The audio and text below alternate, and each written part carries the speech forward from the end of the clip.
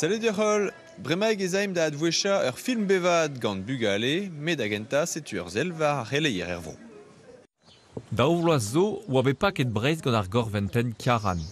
Pa neve fe met c'hoazhou publik, oa bet disgrichenet 40-50 gwezin. Uruzamant, evo poulza ar gwezen dro, gizam an annuel goat. Spezo gant ar sapinedig-gouman, dont da ver braz.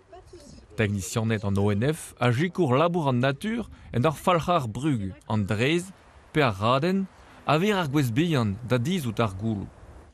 Merzet neus an ONF, ve gwez ar c'hoazhou da adze vel goudan tolioù fall, giz gorventen seiz a pevarugen, ini daouvil seitek zeus, a kiaran. Ar c'houlzad planta gwez kenta, a vo dalc'het pad ar gouan, betek daouvil an atregon, c'hell chepadoù d'ar chanter. Non eus ket ar chans da zijoloui penaos vez advouechet ur film, na da rei e vouez da duden un dresad en veo. Setu pez deus graet ur strollad bugale e kemper e studio dizale. Gant ur c'helenner a zoar eo deus ar vugale emañ dijoloet penaos vez advouechet filmou gant ar gevre digez dizale. Ouzpen pemploaz war nugen zo oa kroget Tanguy Daniel, da rei ur vouez vrezhonek da duden o liesseurt, gur a tourien pe a rozet treset. Ma tre.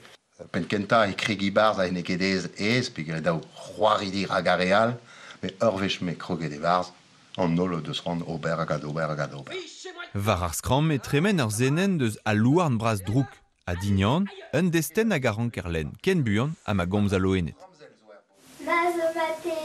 Rede bezan rik, rede sel ar pouzenou, hag rede ive bezan an ton gant an ton ive. Neke daouleur, merci. Ma petra relan ober bremanta. Drole d'ober hag neke bemde e reon pober. Goude un ur vezanter eo prest un nemeud minutennoù deus ar film bevad, poenat sellet ouzh an dissorg gant ar geren.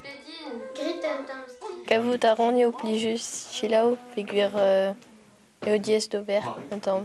Star d'edor, hein, star d'edor. E a donar a brawar memeus matre gant ar vugale evit gant an dudut.